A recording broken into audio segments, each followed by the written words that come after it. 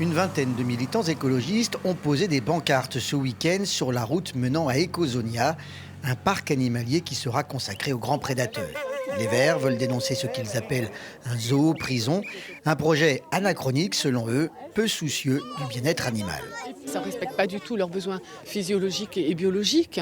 Et être enfermé dans des lieux exigus, être sans arrêt visité, on peut s'imaginer, ne serait-ce que se mettre à leur place, être enfermé dans une volière et voir des gens passer toute la journée qui nous regardent et et toute la nuit aussi. Il n'est plus possible aujourd'hui, alors que l'on connaît maintenant les ravages psychiques que crée l'enfermement chez les animaux sauvages, de encore les utiliser à des fins ludiques, récréatives ou mercantiles comme ici. Une des originalités d'Ecosonia sera de proposer aux visiteurs de passer la nuit dans des logements comme celui-ci, intégrés dans la cage des fauves, en l'occurrence ici les panthères. On la voit, elle est cachée. Tout au bout.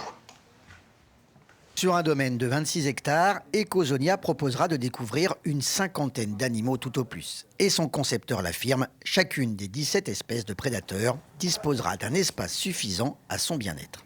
Chaque espace, bon évidemment, en termes de superficie, est adapté au nombre d'individus et en termes d'espèces, mais également en termes de topographie, en termes de végétation, en termes de murets, etc., qui puissent avoir la possibilité de se cacher les uns des autres, des visiteurs évidemment, et voilà, qu'ils aient un environnement très enrichissant pour eux.